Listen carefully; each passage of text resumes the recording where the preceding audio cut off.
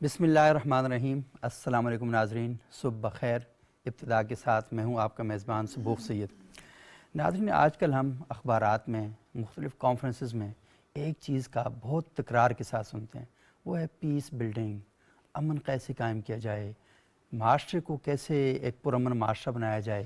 اس طرح کی باتیں بہت زیادہ ہو رہی ہیں۔ بڑی بڑی NGOs ہیں، وہ سیمینارز کا انعقاد کرواتی ہیں، کبھی ٹیچرز ٹریننگ ورکشاپ ہو رہی ہے، کبھی علماء کی ٹریننگ ورکشاپ ہو رہی ہے، کبھی دینی مدارس کے بچوں کی ورکشاپ ہو رہی ہے، اور پھر اس کے علاوہ امن کے قیام کے لیے حکومت بڑی پرعزم ہمیں دکھائی دیتی ہے، اور سوسائٹی میں جہاں کہیں جائیں یہی باتیں ہوتی ہیں، جی امن قائم کرنا ہے، امن قائم کرنا ہے۔ اور امن قائم کرنے کے لیے ہمیں یورپ سے لوگ آتے ہیں، سلیبس بنا کر دیتے ہیں کہ امن کیسے قائم کریں۔ اور پھر اس کے ساتھ ساتھ ہم یہ بھی دیکھتے ہیں کہ جو فورن فنڈڈ NGOs ہیں، وہ بھی آ کر ہمیں یہ بتاتی ہیں کہ امن کیسے قائم کرنا ہے۔ میں کسی کی مخالفت نہیں کر رہا، یہ سب لوگ امن کے قیام کے حوالے سے جو باتیں کر رہے ہیں بالکل ٹھیک کر رہے ہیں۔ ہمارے معاشرے میں امن کے قیام کے لیے بہت زیادہ ضرورت ہے، اور ہم یہ دیکھ رہے ہیں کہ سوسائٹی میں انتشار بہت زیادہ بڑھ رہا ہے، اور ایسے واقعات بھی پیش آ رہے ہیں جو عدم برداشت کا نتیجہ ہیں، اور بعض واقعات تو ایسے ہیں کہ کسی اور مقصد کے تحت کیے جاتے ہیں، اور اس کا جو نتیجہ ہے وہ لوگوں کے سامنے کچھ اور بیان کیا جاتا ہے۔ آپ نے سیالکوٹ میں ایک سری لنکن شہری کے ساتھ جو کچھ ہوا وہ واقعہ بھی آپ نے دیکھا۔ اچھا، پھر اس کے بعد ایک خوشاب میں بینک مینیجر کے ساتھ جو کچھ ہوا، ذاتی تعلق کو ناموس رسالت کا عنوان بدل دیا گیا، اور اس طرح کے کام وہاں پر کیے گئے۔ ہم اصل میں یہ دیکھتے ہیں کہ اس دنیا میں امن کے قیام کے لیے جتنی کوششیں مذہب کرتا ہے، اور جتنی تربیت اور تعلیم مذہب فراہم کرتا ہے، یہ شاید باقی جتنی بھی کوششیں ہیں ان کے اتنے اثرات نہیں ہیں۔ لیکن بدقسمتی سے ہم یہ بھی دیکھتے ہیں کہ مذہب کے عنوان کے نیچے شر انگیزی کا ایک پورا ماحول بنایا جا رہا ہے، اور مذہب کے عنوان کے نیچے ایک ایسی انگیٹھی جو ہے جس میں ہر وقت وہ آگ جو ہے وہ بھڑکانے کی کوشش کی جا رہی ہے کہ معاشرے کو امن سے دور کیا جائے، اور بدقسمتی یہ ہے کہ مذہب کے نام پر یہ سارا کچھ کیا جا رہا ہے۔ تو آج ہم علماء اکرام سے اس ایشو پر بات کریں گے کہ یہ جو امن کی تحریک ہے، یہ اللہ کے رسول صلی اللہ علیہ وسلم کی ذات مبارکہ سے شروع ہونے والی تحریک ہے، اور ہم آج اللہ کے رسول صلی اللہ علیہ وسلم پرامن معاشرے کے قیام کے لیے جو ہمیں تعلیمات فراہم کرتے ہیں ان پر ہم بات کریں گے۔ ہمارے ساتھ موجود ہیں جماعت اہل حرم پاکستان کے مرکزی قائد جناب مفتی گلزار نعیمی صاحب، اور مفتی گلزار نعیمی صاحب نے ہمیشہ امن کے قیام کے لیے جدوجہد کی ہے، اور معاشرے میں اتحاد بین المسلمین کے لیے نمایاں کوششیں وہ کرتے رہتے ہیں۔ بہت شکریہ مفتی صاحب، آپ یہاں تشریف لائے۔ ہمارے دوسرے انتہائی معزز مہمان ہیں، معروف عالم دین ہیں، اسکالر ہیں، جناب مولانا اسلم شاکر صاحب، بہت خوبصورت گفتگو کرتے ہیں۔ بہت شکریہ مولانا اسلم شاکر صاحب، آپ یہاں تشریف لائے۔ ہمارے تیسرے انتہائی معزز مہمان ہیں جناب مفتی شکیل احمد صاحب، یہ ڈاکٹر ہیں، PhD ڈاکٹر ہیں، جامعہ محمدیہ اسلام آباد میں یہ پڑھاتے بھی ہیں، اور اللہ تعالیٰ نے ان کو بڑی بصیرت سے نوازا ہے۔ بہت شکریہ مفتی صاحب، آپ یہاں تشریف لائے۔ مفتی گلزار نعیمی صاحب، آپ کو بھی میں نے دیکھا، اور ہم خود بھی، اس طرح کی بہت سی کانفرنسیں ہوتی ہیں، بہت سے پروگرام ہوتے ہیں، بڑے بڑے ہوٹلز میں ہوتے ہیں، تو وہاں پر ہم جاتے ہیں، امن کے حوالے سے باتیں کر رہے ہوتے ہیں، اور ہمیں نصاب بنا کر کوئی اور دے رہا ہوتا ہے، ہمارے پاس اپنا نصاب کیوں نہیں ہے؟ شاہ صاحب، گزارش یہ ہے کہ آپ نے اپنے انٹرو میں جو بات کی ہے نا، مذہب بنیاد ہے، اور مذہب ضمانت ہے اور گارنٹی ہے قیام امن کے لیے۔ بے شک، اگر مذہب کو انسان نے اپنی زندگی سے نکال دیا ہے تو وہ نتائج جو ہے وہ صرف مسلمان نہیں دیکھ رہے بلکہ پوری دنیا میں جو ہے وہ دیکھے جا رہے ہیں۔ عیسائیت سے جب عیسائی دور ہوئے ہیں تو آج ان کا آپ کے سامنے صورتحال، اسی طرح یہودی، اسی طرح دیگر بھی آسمانی کتب کے جو پیروکار تھے، انہوں نے اپنی زندگیوں سے جب مذہب کو نکالا ہے، تو پھر جب انسان نے خدائی قوانین سے انحراف کر کے مین میڈ قوانین کی طرف جو ہے وہ اپنے آپ کو لے کے گیا ہے، تو پھر کبھی بھی وہ اس دنیا میں امن اور سکون نہیں لا سکا ہے۔ اس کی وجہ یہ ہے کہ رسول اللہ صلی اللہ علیہ وآلہ وسلم ہوں یا دیگر انبیاء کرام ہوں، انہوں نے تو اس زندگی میں جو بھی انسانیت کی زندگی ہے، اس انسانیت کی زندگی میں امن کو بپا کرنے کے لیے اعتدال، اور امن کو بپا کرنے کے لیے انصاف، اور امن کو بپا کرنے کے لیے جو ہے وہ یعنی استحصال پر جو مبنی نظام تھا اس کو ختم کیا ہے۔ بے شک جب تک استحصالی نظام جو ہے وہ ختم نہیں کیا جاتا اس وقت تک جو ہے وہ کبھی بھی اس دنیا میں امن قائم جو ہے وہ نہیں رہ سکتا۔ آج جو ہے وہ یعنی قومیں ایک دوسرے کی طرف جو ہے وہ لگی ہوئی ہیں، اور یہ بڑی بدقسمتی ہے کہ انسان کی فلاح کے لیے اور انسان کی پروٹیکشن کے لیے، اس کی عزت و ناموس کے لیے، اور اس کی جو ہے وہ یعنی جو اس کی حفاظت ہے اس کے لیے عملی طور پر کوئی اقدامات نہیں ہیں۔ میں یہ سمجھتا ہوں کہ مذہب نے یہ کہا کہ سب سے پہلے انسان کی جان اہم ہے، اس کے بعد جو ہے وہ اس کی عزت و ناموس اہم ہے، اور اس کے بعد اس کی جو اساسجات ہیں وہ اہم ہیں۔ اور یعنی اسلام نے بڑا کیٹیگوریکلی جو ہے، اور یہ تمام مذاہب نے دیا، یہ نہیں ہے کہ صرف اسلام جان کی حفاظت چاہتا ہے اور دوسرے مذاہب جو ہیں وہ یعنی میں تو یہ سمجھتا ہوں، میرا تو یہ ماننا ہے کہ الہامی مذاہب ہوں یا غیر الہامی مذاہب ہوں، ان میں یعنی تعلیمات کے اعتبار سے جب ہم دیکھتے ہیں تو انسانی جو جان کی حفاظت ہے اس کو پریارٹی حاصل ہے، اور ہر مقام پر پریارٹی حاصل ہے۔ لیکن جب دنیا نے ڈبل سٹینڈرڈ قائم کیے اور مذہب کو بدقسمتی سے جو ہے وہ اپنی یعنی ایک انفرادی زندگی کا قرار دیا کہ یہ ایک انفرادی معاملہ ہے، جس کی مرضی ہے، جیسے مرضی ہے، جس طرح مرضی ہے چاہے وہ زندگی گزارے، اجتماعیت سے جب جو ہے وہ دنیا نے مذہب کو نکال دیا ہے، اس کے بعد آپ دیکھتے ہیں کہ پوری دنیا میں کہیں پہ بھی ہمیں سکون نظر نہیں آتا۔ اگر آپ امریکہ میں بیٹھے ہوئے ہیں تو وہاں پہ بھی آپ پرسکون نہیں ہیں، اس کے باوجود کہ وہ دنیا کی سپر پاور ہے۔ اسی طرح آپ لندن میں بیٹھے ہوئے ہیں تو پرسکون نہیں بیٹھے ہوئے۔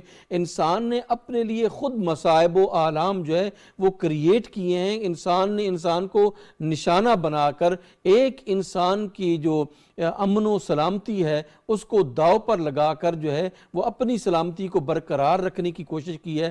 دنیا کی فطرتی اصولوں میں، نیچرل لاز میں یہ کبھی بھی نہیں ہو سکتا کہ میں آپ کو ڈسٹرب کروں اور میں آپ کو جو ہے وہ ڈسٹرب نہ ہوں۔ جب میں آپ کو ڈسٹرب کروں گا تو میں خود جو ہے وہ ڈسٹرب ہوں گا پہلے۔ جب میرا آپ کا امن جو ہے وہ میں غارت کروں گا تو میرا امن کبھی بھی سلامت جو ہے وہ نہیں رہ سکتا۔ دنیا کو اس بات پر سوچنا چاہیے، اور ہمارے اس معاشرتی نظام میں جہاں پر ہم رہ رہے ہیں، جہاں پر الحمدللہ ابھی تک روایات کچھ نہ کچھ جو ہے وہ موجود ہیں، ہمیں اپنی سوچوں پر ریوائیو کرنا چاہیے کہ ہم جو ہیں وہ دوسروں کو جو ہے دوسروں کی معیشت پر ڈاکہ ڈال کر، دوسروں کی عزت پر ڈاکہ ڈال کر خود امیر ہونا چاہتے ہیں یا خود معزز ہونا چاہتے ہیں۔ کبھی بھی جو ہے وہ ایسا نہیں ہو سکے گا۔ دوسروں کی عزت و تکریم، دوسروں کے امن کی حفاظت، دوسروں کی جان اور مال کی حفاظت جو ہے وہ گارنٹی کرتی ہے انسان کے اپنے جان و مال کی حفاظت کے لیے۔ اس پرنسپل کو جب تک ہم جو ہے وہ اپنے معاشرتی زندگی میں رائج نہیں کریں گے اس وقت تک جو ہے یہ ناممکن ہمیں نظر آتا ہے۔ اور یہ بہت آپ نے بہترین بات کی، اور جو لوگوں کے حقوق پہ ڈاکہ ڈالتے ہیں تو پھر انہیں سیکورٹی گارڈ رکھنے پڑتے ہیں، بالکل، پھر انہیں اپنے آپ کو قلعوں میں مقید کرنا پڑتا ہے اور اپنے آپ کو محفوظ کر کے رکھنا پڑتا ہے۔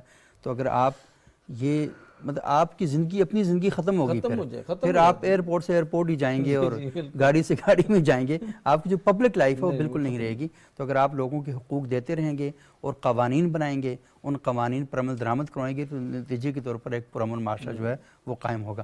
اچھا مولانا اسلم شاکر صاحب، یہ بتائیں کہ امن قائم کیسے کیا جائے؟ اللہ کے رسول صلی اللہ علیہ وسلم کی جو سیرت طیبہ ہے وہ ہماری اس باب میں کیا رہنمائی فراہم کرتے ہیں؟ جی، یہ دنیا ہمیشہ دو چیزوں پر منقسم رہی ہے، ایک مذہب کی بنیاد پر اور ایک مادیت کی بنیاد پر۔ واہ، مذہب کی بنیاد پر اور مادیت کی بنیاد پر۔ یہ دو بنیادی اصول ہیں جن پر ہم تقسیم ہوتے ہیں، جہاں بھی تقسیم ہوتے ہیں۔ ایک ساری امید خدا سے لگاتا ہے اور ایک ساری امید سرمایہ پہ لگاتا ہے۔ جو مذہب کی بنیاد ہے اس کا بھی ہمارے نبی کریم صلی اللہ علیہ وسلم نے حل بتلایا، اور آپ پر اترنے والے قرآن میں اللہ نے اپنے کلام میں کیا فرمایا کہ وَلَا تَسُبُّوا الَّذِينَ يَدْعُونَ مِن دُونِ اللَّهِ اندادا، کہ تم ان کو یعنی جھوٹے خداؤں کو بھی گالی نہ دو، واہ، تم ان کے جھوٹے خداؤں کو بھی گالی نہ دو جو اللہ کے علاوہ دوسرے معبود جنہوں نے بنا رکھے ہیں۔ تو بات یہ ہے کہ اس کا پھر بہترین عملی نمونہ رسول اللہ صلی اللہ علیہ وسلم کی اپنی حیات طیبہ سے ملتا ہے۔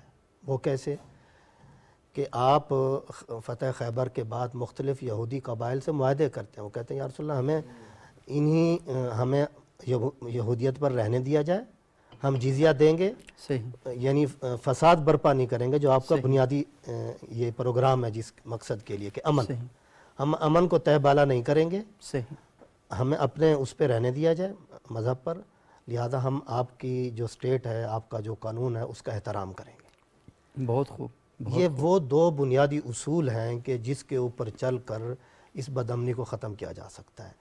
اب اس کا ایک دوسرا رخ ہے، ہم اس طرف بھی آتے ہیں کہ حسن معاشرت کے ذریعے امن کیسے قائم ہو، جیسے مفتی صاحب نے ذکر کیا کہ ایک افراط و تفریط ہے۔ سبوق سید صاحب، بڑی واضح میں بات کرتا ہوں کہ جب نظام حکومت چلانے والے اہل تقوی لوگوں کو ہونا چاہیے تھا، صحیح، جن کی کہانیاں اس کی بجائے کہ کوئی اتنے ارب لوٹ کے کھا گیا، کسی نے اتنے ارب لے کے باہر چلا گیا، کسی نے اتنے ارب لے کے اپنے محل کھڑے کر لیے، کسی نے اتنے ارب روپے کی چینی بیچ ڈالی۔ میں ایک ایگزامپل دے رہا ہوں، میرا ٹارگٹ اور آخر میں سارے قبر میں چلے گئے۔ میرا ٹارگٹ کوئی 1% نہیں ہے، شاید انہوں نے سوچا وہیں سکون ملے گا، جی ہاں۔ مر کے بھی چین نہ ملا۔ سوال یہ ہے کہ ایسی ایگزامپل 75 سالوں میں ہمارے پاس کیوں نہیں ہے صحیح، کہ کوئی بیوروکریٹ ریٹائرڈ ہوا، کوئی جج ریٹائرڈ ہوا، کوئی ہمارا محترم جرنیل ریٹائرڈ ہوا، کوئی کسی ادارے سے، اور اس کے اثاثہ جات میں کوئی اضافہ نہیں ہوا۔ صحیح۔ ایسے ہمارے سامنے کیوں نہیں؟ دیکھیں نظام ویسے مولانا صاحب اثاثہ جات میں اضافہ تو ہوگا، جب وہ جاب کرے گا تو کچھ پیسے کمائے گا، لیکن مسئلہ ہے کہ غیر قانونی جو غیر قانونی یعنی اس حد تک کہ جو اتنے بڑھ جائیں کہ پھر وہ معاشرے میں جب چاہیں جس چیز کو چاہیں، کبھی ٹماٹر ناپید کر دیں، کبھی چینی ناپید کر دیں، کبھی گندم ناپید کر دیں، کبھی کوئی اور چیز ناپید کر دیں، کہ جس سے پھر عام آدمی کو، عام شہری کو جب اس کی ضرورت پوری نہیں ہوگی تو وہ پھر اس ضرورت کو پوری کرنے کے لیے باہر نکلے گا۔ ہو سکتا ہے پھر وہ چوری کرے، صحیح، ایسے ہی ہو سکتا ہے پھر وہ ڈکیٹی ڈالے، صحیح، ہو سکتا ہے وہ پھر کسی کو قتل کرے اپنی اس ضرورت کو پوری کرنے کے لیے۔ صحیح، اس کی بنیادی وجہ کہاں ہے؟ وہ نظام کی خرابی میں۔ نظام کی خرابی میں۔ ہم اس کو دور کریں کہ اہل تقوی لوگ آگے ہیں، اور ایسے لوگ آگے ہیں کہ جو یہ چیزیں سمجھتے ہوں کہ دوسروں کے حقوق کو دبانا اور ان کو متاثر کرنا یہ کتنا بڑا گناہ۔ صحیح۔ اچھا، یہ بہت ہی بنیادی بات ہے کہ اہل تقوی یعنی وہ لوگ جنہیں کام کرتے ہوئے اس بات کا خوف ہو یا اس بات کا شوق ہو کہ یہ جو کام ہم نے کرنا ہے، ہم نے جواب دینا ہے اللہ کی ذات کو، اور اپنے آپ کو ہر وقت اپنا محاسبہ کرتے رہیں کہ اس کے بغیر ہم، کیونکہ اگر کوئی شخص آج چند پیسے کما بھی لیتا ہے، ہم نے اور آپ نے یہ مشاہدہ کیا ہماری آنکھوں کے سامنے، کھرب پتی اور ارب پتی، ان کا آخر میں انجام کیا ہوا؟ صدام حسین ہماری آنکھوں کے سامنے ہے، کرنل قذافی ہمارے آنکھوں کے سامنے ہے۔ اچھا، امریکہ کے، برطانیہ کے، ان ممالک کے صدور اور کیا کیا بڑے بڑے خوبصورت لوگ، وہ کیا سارے اپنے آپ کو بڑا ناگزیر سمجھتے تھے، قبرستان بھرے پڑے ہیں ان لوگوں سے۔ پچھلے دنوں ایک کوئی پراپرٹی کے نام پر کچھ لوگوں سے بہت زیادہ اس نے اپنی پراپرٹی سیل کی، پھر دیا کچھ نہیں، اس کی قبر تک لوگ جا پہنچے۔ بالکل، ہاں، قبر پہ جا کے احتجاج کیا، قبر پہ جا کے۔ یعنی آپ جب کسی کو متاثر کریں گے، دیکھیے قرآن اس بارے میں آپ کی واضح بڑے دائرے میں جا کے رہنمائی کرتا ہے۔ یا ایھا الذین آمنوا لا تأکلوا اموالکم بینکم بالباطل، واہ، اور یہ باطل کے سارے طرق ہیں، ملاوٹ کرنا باطل ہے، جھوٹ بول کے چیز بیچنا ملاوٹ ہے، رشوت کے ذریعے کسی کا کام کرنا یہ بھی باطل طریقہ، یعنی ہر وہ سورس جو اس میں باطل کے دائرے میں داخل ہو جائے گا وہ پھر بدامنی کا سبب بنے گا۔ صحیح۔ اچھا، بہت خوبصورت بات کی، اور مجھے ابھی کوئی 1 مہینہ پہلے کی بات ہے کہ ایک لڑکی، اس کا بھائی کا انتقال ہوا، میں نے ویسے ٹویٹ بھی کی اس پہ، تو جب اس کا انتقال ہوا تو اس نے کہا کہ میں قبر پہ جانا چاہتی ہوں، تو لوگوں نے کہا مت جاؤ، خواتین نہیں جاتی، انہوں نے کہا نہیں میں جاؤں گی۔ وہ قبرستان چلی گئی، اور وہاں سب لوگ کھڑے تھے، وہ جو بھائی تھا اس کے بیٹے کھڑے تھے، باقی رشتہ دار کھڑے تھے، اس نے جا کر وہاں بدعا کی، اس نے کہا یا اللہ 30 سال ہو گئے ہیں میرے باپ کو مرے ہوئے، اور یہ میرا سکا بھائی تھا، اس نے مجھ پر ظلم کیا، جائیداد میں میرا حصہ نہیں دیا، میرا جو حق حصہ بنتا تھا اس نے مجھے نہیں دیا، اور میں اس سے مانگتی رہی، اور اس نے ہمیشہ مجھے ذلیل کیا اور رسوا کیا، تو احکم الحاکمین ہے، اب یہ تیرے دروازے پر آ چکا ہے، میں مظلوم تھی، میں اپنا حق نہیں لے سکی، اب تیرے پاس آ گیا ہے، تو اسے اسی طرح ذلیل رسوا کر جیسا یہ مجھے کرتا رہا۔ اچھا، اتنی دل دہلا دینے والی یہ خبر تھی، اتنی تکلیف دہ تھی۔ اچھا، آپ یقین مانیں آنکھوں میں آنسو آ گئے۔ وہ بھائی کیسے کر سکتا ہے کہ اپنی بہن کا حصہ وہ ضبط کر دے، اور پھر اس سے زیادہ مجھے بتائیں اس نے کیا عزت کمائی؟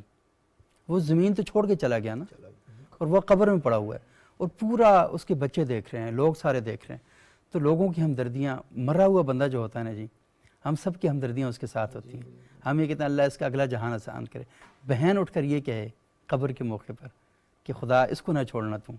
مجھے بتائیں اس بہنیں تو بڑی محبت والی ہوتی ہیں نا، اور پیار کرنے والی ہوتی ہیں، آپ کو اتنا اس کو مجبور کر دیا کہ وہ بیچاری وہاں پر کھڑے ہو کر، آپ نے اتنی تکلیف دی ہوگی نا، اتنی اذیت دی ہوگی کہ وہ بیچاری اس دن بھی نہیں بھول پائی آپ کے ظلم کو۔ تو یہ جو کام ہم کر رہے ہوتے ہیں اپنے معاشرے کے اندر، تو یہ ہمیں کیا، لوگ ہمارے سامنے روزانہ مرتے نہیں ہیں، روزانہ جنازے نہیں اٹھتے کہ ہم بھول جاتے ہیں؟ مفتی شکیل صاحب یہ تھوڑا سا بتائیں کہ حقوق کے باب میں ہم یہ کہتے ہیں نا کہ ایک پرامن معاشرہ کیسے قائم کرنا ہے، تو ظلم کی موجودگی میں پرامن معاشرہ کیسے قائم ہو سکتا ہے؟ تو یہ کیسے لوگوں تک یہ بات پہنچائی جائے؟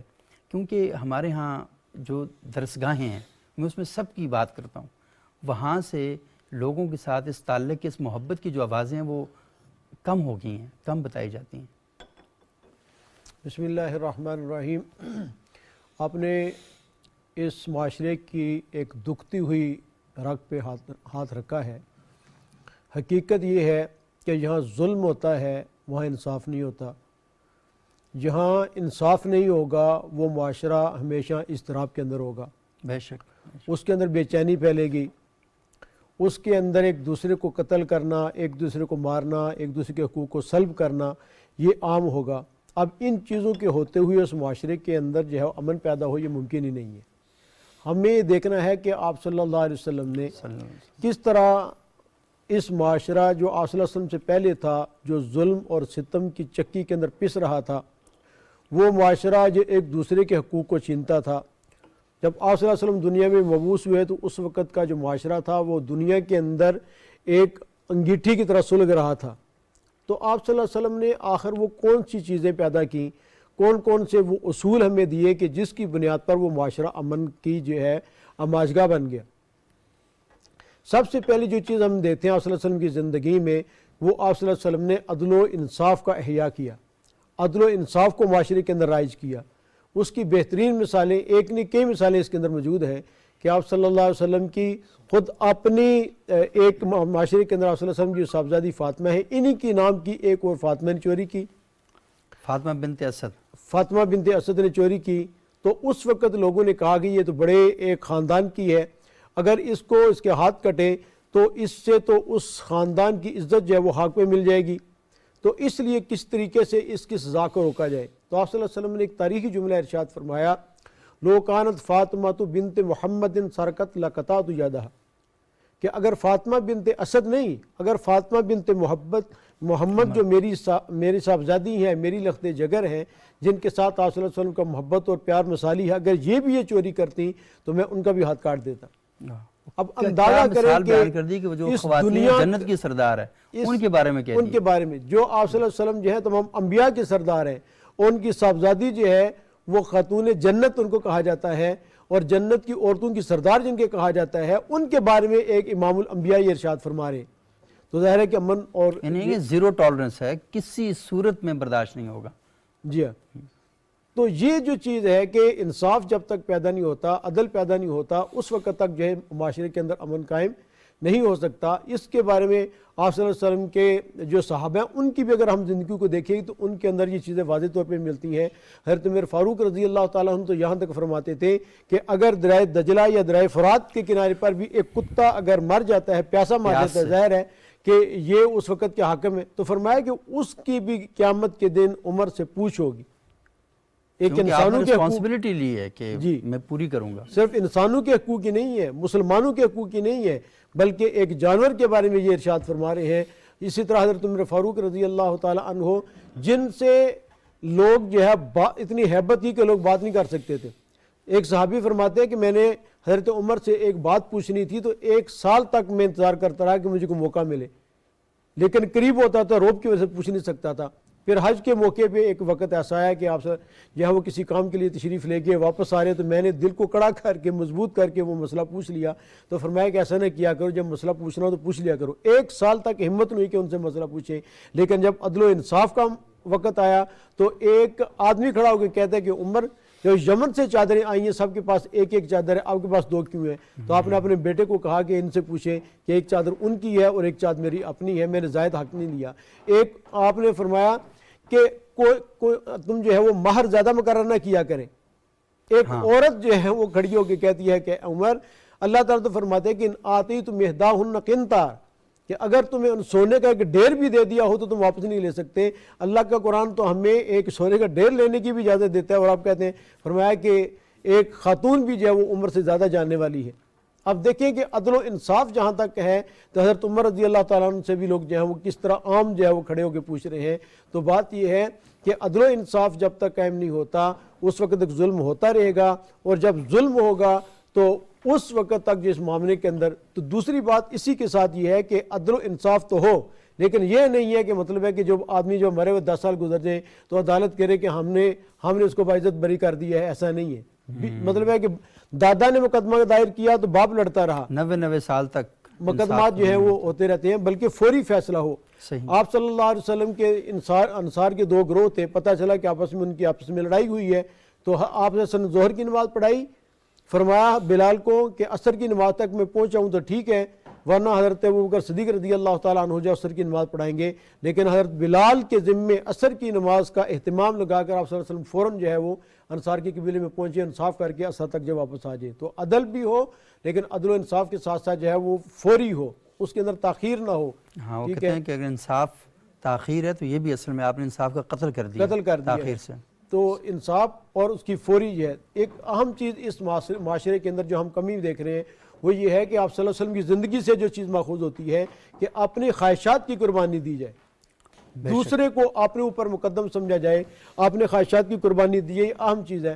آپ صلی اللہ علیہ وسلم نے سیدہ عائشہ رضی اللہ تعالیٰ سے ارشاد فرمایا کہ میرا جی چاہتا ہے کہ یہ جو موجودہ ابھی بھی جس طرح بیت اللہ بنا ہوا ہے، میرا یہ جی چاہتا ہے کہ جو بنیاد ابراہیمی ہے، بنائے ابراہیمی ہے، حتیم کو شامل کر کے میں اس کو اس طرح بیت اللہ کو بناؤں، حتیم کو بھی شامل کروں، ٹھیک ہے۔ لیکن میں ڈرتا ہوں کہ آپ کی قوم ابھی نئی نئی مسلمان ہوئی ہے، کہیں ایسا نہ ہو کہ وہ کہے کہ ہمارے باپ دادا والی جو تعمیر اور بنا ہے اسے ہم ختم کر کے یہ نئے بنا رہے ہیں۔ تو کہیں وہ آپ صلی اللہ علیہ وسلم نے اپنے ان جذبات کی بھی جو ہے، اپنے خواہشات کی بھی قربانی دی، اپنے مفادات کی بھی قربانی دی، کہ آپ صلی اللہ علیہ وسلم جو ہے تو کہا کہ آپ صلی اللہ علیہ وسلم جو پہلا بندہ اس حرم کے اندر داخل ہوگا وہ حجر اسود کو رکھے گا۔ حجر اسود کا نصب کرنا تو بہت عظیم بات تھی، ہر معاشرہ جو ہے ہر قبیلے کا بندہ چاہ رہا تھا کہ میں نصب کروں اسے، تو آپ صلی اللہ علیہ وسلم نے چاہ جائے کہ خود داخل ہو گئے، اور صاحب نے کہا کہ امین آگے صادق آگے، اور ذہن میں یہ تھا کہ آپ صلی اللہ علیہ وسلم نصب کریں گے، لیکن آپ صلی اللہ علیہ وسلم نے اپنے مفادات کی قربانی دی، خود بیت اللہ کے اندر اس حجر اسود کو نصب کرنے کی بجائے آپ نے فرمایا کہ سرداروں کو بلاؤ، پتھر اس چادر میں رکھا اور فرمایا کہ سب رکھیں گے۔ یہ پیس بلڈنگ، یہ ہے نا پیس بلڈنگ، کہ آپ نے کس طریقے سے لوگوں کی خواہشات کو اکٹھا کر کے، یعنی پورے معاشرے کو اکٹھا لے کر چلے۔ اور دوسرا جو آپ نے سیدنا فاروق اعظم رضی اللہ عنہ کا واقعہ بیان کیا، مجھے اس واقعے کو نا میں اکثر اوقات دوستوں کے ہاں اس کو بیان کرتا ہوں، مجھے اصل میں اس واقعے کے ایک ایک لائن کے اوپر نا ایک بڑا شاندار سبق ہے، کہ جب ایک تو یہ کہ بدو کھڑا ہو گیا، اس نے پوچھا کہ کیسے بھائی ثابت کریں، یعنی آزادی اظہار رائے جن قدروں پر آج آپ کھڑے ہو کر دنیا میں شور مچا رہے ہیں، فاروق اعظم کے دربار میں حاکم وقت، اور آپ نے کہا سال پورا لگتا تھا کسی کو بات کرنے سے، وہ ایک شخص کھڑا ہو جاتا ہے، اسے کہتے ہیں آزادی اظہار رائے۔ تو وہ کھڑا ہو کر کہتا ہے جی کہ نہیں، یہ کہاں سے آپ نے 2 چادریں لائیں؟ اور حضرت عمر کا ریئیکشن دیکھیں، یہ نہیں کہ بعد میں غائب ہو گیا، یہ نہیں ہوا کہ بعد میں کوئی سزا دی گئی، فوری طور پر ممبر سے نیچے اتر آئے، یعنی ریزائن کر دیا اپنے عہدے سے، فوری طور پر الزام لگا، ریزائن کر دیا، نیچے اتر آئے، اور نیچے اتر کے اب کہا کہ تمہاری عدالت میں آ گیا ہوں۔ ممبر اونچا ہوتا ہے نا، نہیں میں نیچے آتا ہوں۔ نیچے آئے، عہدہ خالی کیا، اور اپنے بیٹے سے کہا کہ جواب دیں۔ بیٹے نے جواب دیا اور کھڑے رہے، یہ نہیں کہ فوراً چڑھ گئے۔ اس اعرابی نے کہا اب آپ تقریر کریں, اب ہم آپ کی بات سنیں گے. جی یعنی اس نے کہا, یعنی عمر کو اس کا حکم چاہیے تھا, یعنی اس نے کہا, یہ نہیں ہوا شور مچ گیا, آپ کون ہوتے ہیں اعظم عمر سے پوچھنے والے, آپ کون ہوتے ہیں سوال کرنے والے, آپ نے اپنے کام دیکھے ہیں, یہ کچھ بھی نہیں ہوا.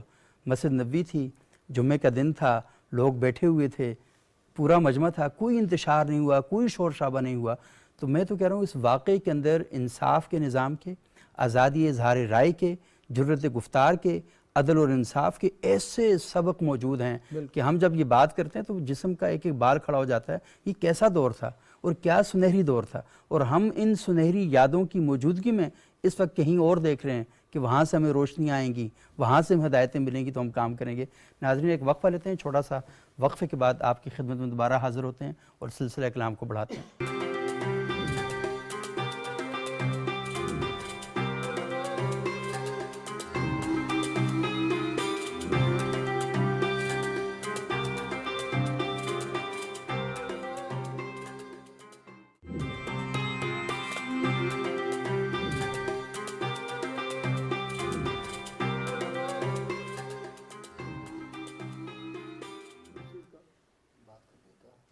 ناظرین وقفے کے بعد ایک بار پھر پروگرام میں خوش آمدید. آج ہم گفتگو کر رہے ہیں کہ اپنے معاشرے کو پرامن معاشرہ بنانے کے لیے ہمیں کن بنیادی اقدامات کی ضرورت ہے, اور ہمارے جو پینل میں موجود علماء کرام ہیں کس خوبصورتی کے ساتھ انہوں نے خلفائے راشدین کے دور کے واقعات, اس دور کے واقعات, اللہ کے رسول صلی اللہ علیہ وآلہ وسلم کی تعلیمات, قرآن کے احکامات ہمارے سامنے بیان کیے.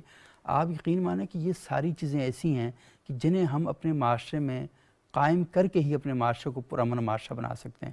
آپ کب تک گیٹ لگاتے رہیں گے, شہروں کو محصور کرتے رہیں گے, کب تک آپ موبائل بند کرتے رہیں گے, کب تک آپ لوگوں کو گھروں سے باہر نکلنے سے روکتے رہیں گے.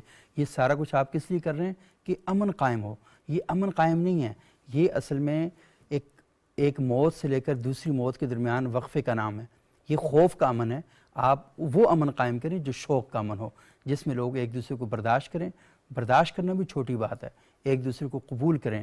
ان کے خیالات مختلف ہیں, ان کے افکار مختلف ہیں, ان کے عقائد مختلف ہیں, اس کے باوجود وہ قبول کریں کہ جس طرح اللہ کی ذات نے جینے کا حق مجھے دیا ہے, یہ جینے کا حق اسے بھی دیا ہے. اور اللہ تعالیٰ قیامت والے دن اس بات کا حساب کرے گا, اس بات کا فیصلہ کرے گا.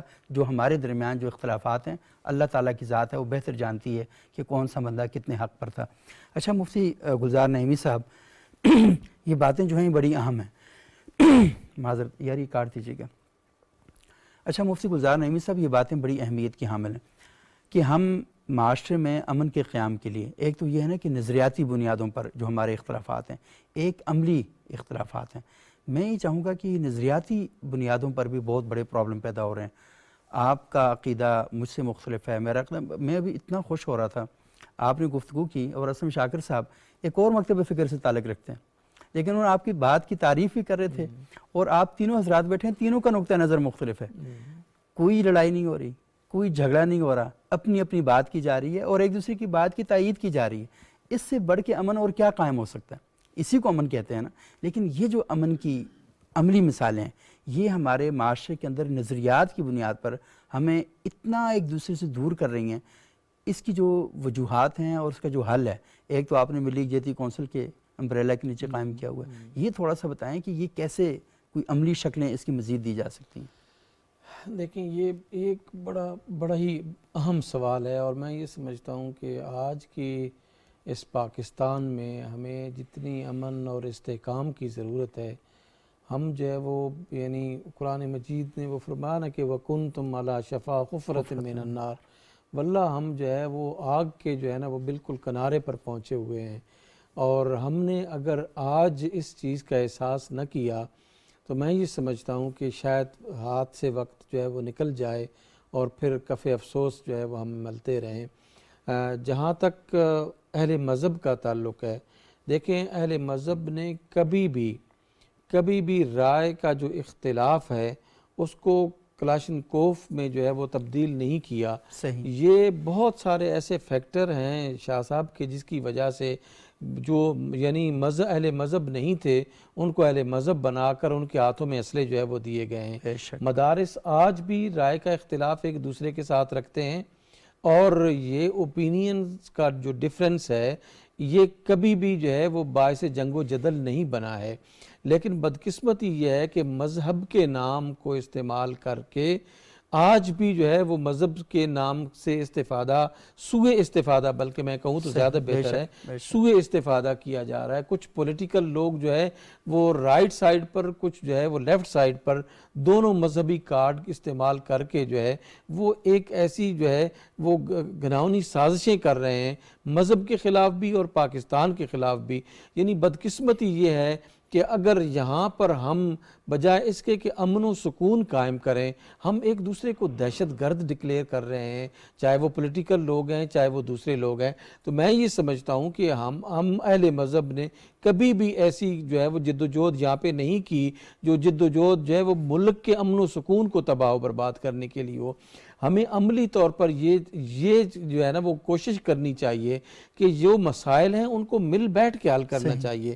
دیکھیں پولیٹیکل مسائل بھی اپنی جگہ پر ہیں اور دیگر مسائل، معاشرتی مسائل بھی اپنی جگہ پر ہیں۔ آپ نے جو ہے وہ ایک مذہب کو بالکل ایسا سمجھ لیا ہے کہ بس جو مذہبی بات کرے گا وہ جو ہے وہ یہاں پاکستان کا دشمن ہے۔ یہ بات تو ایسے نہیں ہونی چاہیے، اور جو مذہب سے تعلق رکھتے ہیں وہ زیادہ پاکستان کے ساتھ محبت کرتے ہیں، زیادہ پاکستان کے ساتھ جو ہے وہ پیار کرتے ہیں۔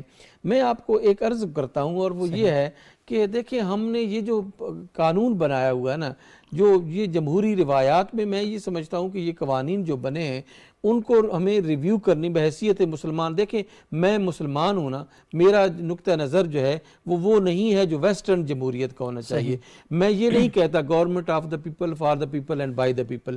میں یہ کہتا ہوں کہ یہ ایسی جمہوریت ہے کہ جو اللہ کے حکم کے تابع جو رہ کر ہم اس ملک پاکستان میں، یعنی ایسی جمہوریت میں جہاں پہ اللہ اور اس کے رسول کا حکم جو ہے وہ نازل ہو۔ یہاں پر ایگزیمپشن کسی کی قانون کے مطابق نہیں ہونی چاہیے۔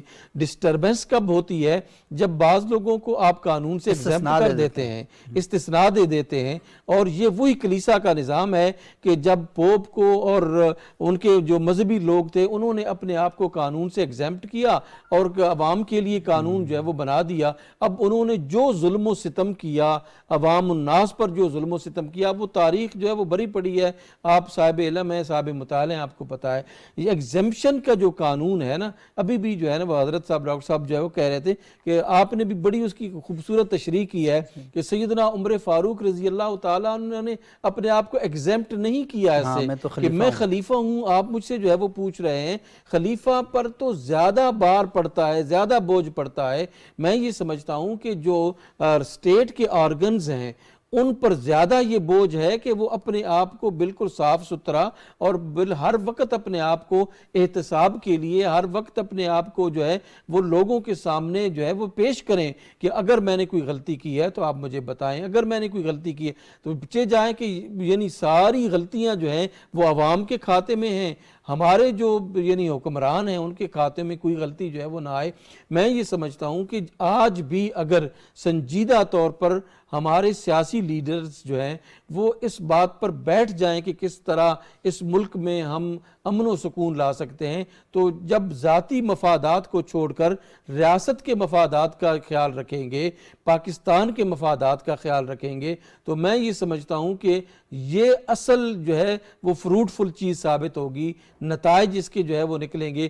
ایک دوسرے کو چور چور کہنے سے، ایک دوسرے کو جو ہے وہ ڈاکو ڈاکو کہنے سے تو یہ تباہی بربادی جو ہے وہ آئے گی اور مزید آئے گی۔ میں یہ سمجھتا ہوں اگر ہمارے ان جو ہے وہ سیاسی لیڈرز ہیں انہوں نے اس بات کا احساس نہ کیا کہ ہم کس طرف اس ریاست کو جو ہے وہ لے کے جا رہے ہیں۔ ہم ملی یکجہتی کونسل کے حوالے سے آپ نے بات کی اور دیگر علماء کرام بھی جو ہے وہ تمام مکاتب فکر کے علماء کرام بڑے سنجیدہ ہیں اس معاملے میں، اور ہم یقین جانیں کہ ہر بات کو جو ملک کے مفادات میں ہے، جو دین کے مفادات میں ہے، ہم ریاست کی بات مانتے ہیں، حکومت کی بات مانتے ہیں، اور اس میں کوئی دو رائے نہیں ہے۔ لیکن ریاست کو بھی اور حکومت کو بھی چاہیے کہ پاکستان کے مفاد میں کون سی چیزیں ہیں وہ سامنے لے کے آئیں تاکہ ایک مضبوط، مستحکم اور ایک یونٹی کی والی قوم جو ہے وہ ہم اس دنیا میں اور پاکستان میں بن سکیں۔ جی صحیح، بہت اچھی اور بہت خوبصورت بات کی، اور لازمی معاشرے کے اندر ایسے طبقات موجود ہیں جو اس اتحاد کی بات کرتے ہیں اور اس انصاف کے نظام کی بات کرتے ہیں۔ مفتی صاحب نے ایک بات کہی انہوں نے کہا کہ ہمارے معاشرے کے اندر یہ آوازیں بلند ہو رہی ہیں، فلانا ڈاکو ہے، فلانا چور ہے. اچھا ڈاکو یا چور ہوتے ہیں معاشروں میں، ایسا نہیں کہ نہیں ہوتے، لیکن ان کے لیے ایک نظام بنا ہوا ہے. وہ چوکوں میں ان کے فیصلے نہیں ہوتے، وہ عدالتوں میں ان کے فیصلے ہوتے ہیں. اگر کوئی شخص چور ہے تو میرے کہنے سے وہ چور قرار نہیں پائے گا، ثابت کرنا پڑے گا عدالتوں میں جا کر. اور عدالتوں کو بھی انصاف دینا چاہیے، اور عدالتوں کو دیکھنا چاہیے کہ قوانین موجود ہیں سارے، اس کے باوجود کیوں چوکوں میں آوازیں لگائی جاتی ہیں. آپ تھوڑی دیر پہلے قرآن کی آیت پڑھ رہے تھے کہ وَلَا تَسُبُّوا الَّذِينَ يَدْعُونَ مِن دُونِ اللَّهِ، کہ آپ کسی کے جھوٹے خدا کو، یعنی آپ کو کنفرم ہے میرا خدا سچا ہے، اور وہ جو سچا خدا ہے وہ مجھے کیا حکم دے رہا ہے کہ یہ جو دوسرا ہے نا، اس کا خدا سچا نہیں ہے، لیکن تم نے اسے برا نہیں کہنا. بجائے اس کے، یعنی اللہ کی ذات ہمیں یہ حکم دے رہی ہے، وہ بتا رہا ہے جو سچا ہے کہ تم نے اس کے برے کو برا نہیں کہنا. تو یہ جو ہمارے ہاں یہ جو ایک کلچر بن چکا ہے کہ جس کا جی چاہتا ہے اٹھتا ہے یا تو کافر کافر کے نعرے شروع کر دیتا ہے، جس کا جی چاہتا ہے اٹھتا ہے چور چور کے نعرے لگانا شروع کر دیتا ہے. تو یہ قرآن کا جو حکم، اور پھر یہ بھی کہتے ہیں کہ ہم الحمدللہ مسلمان ہیں، ہم ایک ایسی ریاست قائم کرنا چاہتے ہیں جہاں پر مدینے کا نظام ہونا چاہیے. تو مدینے کا نظام تو یہ حکم دیتا ہے ہمیں. تو یہ مولانا صاحب تھوڑی سی رہنمائی کریں ان لوگوں کو تاکہ آواز جائے تھوڑی. جی، جو آپ نے بنیادی نقطہ اٹھایا ابھی کہ جو مرضی کھڑا ہو کے رسول اللہ صلی اللہ علیہ وسلم نے کیا فرمایا کہ جو مجھے دو رانوں کے درمیان اور دو جبڑوں کے درمیان کی چیز کی ضمانت دیتے میں اسے جنت کی ضمانت دیتا ہوں. غیر ذمہ داری کا مظاہرہ کرنا بھی بدامنی کا سبب ہے. صحیح. کہ آپ علیہ الصلوۃ والسلام نے کیا فرمایا کہ تم اپنے ماں باپ کو گالی نہ دو. صحابہ نے عرض کیا یا رسول اللہ ہم اپنے ماں باپ کو کیسے گالی دیں گے؟ ہم اپنے ماں باپ کو کیسے گالی دیں گے؟ تو آپ نے فرمایا کہ یہ اس کا طریقہ ایسے ہوگا کہ تم کسی کے ماں باپ کو گالی دو گے تو وہ تمہارے ماں باپ کو گالی دے گا. تو گالی آپ نے دی، واہ، سبب تم خود بنے. ماشاءاللہ، سبب تم خود بنے. سبوق سید صاحب، بات یہ ہے کہ ہمارے معاشرے میں جتنا فساد ہے ہم اس فساد کے دائرے کو بہت سمیٹ سکتے ہیں. صحیح. اپنے رویوں سے، اپنی ذمہ داری سے، اپنے اخلاق سے، اپنے معاملات سے. دیکھیے بہت ساری چیزوں میں غیر ضروری طور پر نظام حکومت میں خوف پایا جاتا ہے. مثلا بینکنگ کا نظام لے لیں، میں ایک مثال دے رہا ہوں خالی. صحیح. خوف کیا ہے جی؟ لوگ سرمایہ گھر میں نہ رکھیں، چوری ہو جائے گا. بھی ایک شہر میں چور کتنے ہیں؟ ان کو خوف میں مبتلا کرو کہ وہ چوری کریں گے تو اس کا انجام کیا ہوگا. صحیح. میں ایک مثال دے رہا ہوں. ملاوٹ کرنے والے لوگ ملاوٹ کر کے وہ کتنے ہیں؟ وہ مٹھی بھر ہے. لیکن انہوں نے پورے معاشرے کو، یعنی ایک ہمیں یہ تسلی نہیں ہے کہ ہم ایک سرخ مرچ لین، میں ایک ایگزامپل دے رہا ہوں، لینے جائیں گے تو ہمیں صحیح وہ ملے گی، خالص ملے گی، ملاوٹ نہیں ہوگی. لیکن ہم سارے خوف میں مبتلا ہیں، ان چند لوگوں کو کوئی نہیں کچھ کہتا. تو جو نظام حکومت کی خرابیوں کی وجہ سے بھی معاشرے میں بدامنی ہے. مثال کے طور پر ڈاکٹر صاحب نے پہلے ذکر کیا کہ رسول اللہ صلی اللہ علیہ وسلم نے کیا فرمایا کہ میں عصر تک ان کا فیصلہ کر کے آ جاؤں. اب اگر کوئی عام شہری کسی کی، میں ایک معاشرے کی بات کر رہا ہوں، کسی کی کمپلینٹ لے کے جاتا ہے تو اس پر ایکشن ہی نہیں ہوتا. ایسا ہی ہے، بالکل. اب اس کی ملاوٹ سے ایک بندہ مریض ہو گیا، مریض ہو کے اس کی جان بھی چلی گئی، اس کا ذمہ دار کون ہے؟ اور پھر اس کا جو خاندان متاثر ہوا اس کا ذمہ دار کون ہے؟ ایسا ہی، بے شک. ٹھیک ہو گیا. سوال یہ ہے کہ بنیادی طور پر ہوتا کیا ہے کہ 21% لوگ ہوتے ہیں جو نظام حکومت کا حصہ ہوتے ہیں. یہ جو آپ نے ابھی آخری بات کی سوال کیا، اس کا زیادہ تر تعلق نظام حکومت سے. صحیح، بالکل. ٹھیک ہے. 79 پر یہ انٹرنیشنل ایک ریسرچ ہے کہ 21%، میں اس ڈیٹیل میں نہیں جاتا، اس میں کنگ میکر، اس کے اوپر انفلوئنس کتنے ہیں، اور پھر اس پر 79% ترقی یافتہ ممالک، دنیا کا کوئی ملک لے لیں، یعنی لوگوں کو یہ پتہ بھی نہیں اس علاقے کا ایس ایچ او کون ہے، اس علاقے کا تھانہ کس جگہ پر ہے. اس لیے کہ اسے اس چیز سے کوئی غرض نہیں. وہ یہ چاہتا ہے کہ امن ہو، میں گھر سے نکلوں، میں اپنی ضروریات زندگی پوری کروں اور واپس میں گھر آ جاؤں. مجھے کسی قسم کے مخاصمت کا، کسی قسم کے انتشار کا، راستہ بند ہونے کا، احتجاج کا، نہ میری جان کو خطرہ ہو، نہ میری فیملی کو کسی قسم کا خطرہ ہو. ان چیزوں کو کنٹرول نظام حکومت کر سکتا ہے. بالکل، وہ بہت خوبصورت آپ نے بات کی کہ جب نظام حکومت ایکٹیو ہوگا، فعال ہوگا، اور وہ اپنی حفاظت کے بجائے شہریوں کی حفاظت کا سوچے گا تو پھر جو معاملات ہیں وہ بہتر ہوں گے۔ اچھا مفتی شکیل صاحب، وقت بھی بہت کم رہ گیا، مختصراً یہ بتائیے گا کہ یہ جو نظام ہے اس کو قائم کرنے کے لیے لازمی ہم جب دیکھتے ہیں اللہ کے رسول صلی اللہ علیہ وسلم کے دور کے حوالے سے، اور تو ہم یہ دیکھتے ہیں کہ انہوں نے ایک بڑا شاندار نظام قائم کیا، اور اس نظام کی آپ نے جو بات کری کیا انتہا بات ہے۔ میرا خیال ہے انصاف کا تو ایسا علم لہرا دیا کہ تا قیام قیامت اس کی کوئی مثال ہی نہیں مل سکتی کہ چوری ہوگی ہاتھ کٹیں گے، بھلے فاطمہ بنت محمد ہی کیوں نہ ہو۔ یہ اصول ہے، مجھے بہت مشکل لگتا ہے، مطلب میں اپنے بھائی کے لیے سفارشیں کرواتا ہوں، اپنے گھر والوں کے لیے، مجھے بڑا ایک محبت جو ہے نا اندر کی، وہ مجھے مجبور کرتی ہے کہ میں جاؤں اور ان کے ساتھ جا کر اس تعلق کو قائم کروں۔ اور مجھے پھر ہم دھڑے کی بات بھی کرتے ہیں نا، بھائی جیسا بھی ہوگا یہ ہماری قوم کا آدمی ہے، ہم اس کو کریں گے۔ تو جو جہالتیں اللہ کے رسول صلی اللہ علیہ وسلم اپنے پاؤں کے نیچے روند کے چلے گئے تھے، ان جہالتوں کے علم ہم سب نے تھامے ہوئے ہیں، تو کیسے نکل سکتے ہیں ہم یہاں سے؟ جی بسم اللہ الرحمن الرحیم۔ ہمیں یہ دیکھنا ہے کہ آپ صلی اللہ علیہ وسلم کے معاشرہ جو پہلے کس طرح کا تھا، پھر آپ صلی اللہ علیہ وسلم نے اسی معاشرے کو تبدیل کیا۔ صحیح۔ آپ صلی اللہ علیہ وسلم سے پہلے کا معاشرہ کیا تھا کہ ایک ابس اور ذبیان دو قبیلے تھے آپ صلی اللہ علیہ وسلم سے پہلے، صحیح۔ ان کی لڑائی لگی، 40 سال تک لڑائی لگی رہی، کبھی پانی پینے پلانے پہ جھگڑا، کبھی گھوڑا آگے دوڑانے پہ جھگڑا۔ یہ وہ خواہشات تھیں جس کی بنیاد پر جو ہے 40 سال تک جو ہے لڑائی چلتی رہی ہے۔ آپ صلی اللہ علیہ وسلم نے اس معاشرے کو تبدیل کیا تو انہی میں سے ایک ابوبکر صدیق رضی اللہ تعالیٰ عنہ صدیق بنے، واہ واہ۔ انہی میں سے عمر جو تھے وہ فاروق عمر اعظم فاروق بنے۔ بنے، واہ۔ جو خود فرمایا کرتے تھے کہ اس عمر کو تو بکریاں بھی چرانی نہیں آتی تھی، اور اب 22 لاکھ مربع میل کا جو ہے وہ مالک ہے۔ حکمران۔ پھر اور یہ کہا کس وقت؟ جی ہاں، جب امیر المومنین تھے، ممبر پر بیٹھے ہوئے جی ہاں، انکساری کا اظہار کیا۔ واہ۔ اور پھر اسی طرح حضرت عثمان غنی رضی اللہ عنہ کی مثال لے لیں، وہ اسی معاشرے کے فرد تھے۔ سیدنا علی کرم اللہ وجہ اسی معاشرے کے فرد تھے۔ سیدنا امیر معاویہ رضی اللہ تعالیٰ عنہ اسی معاشرے کے فرد تھے۔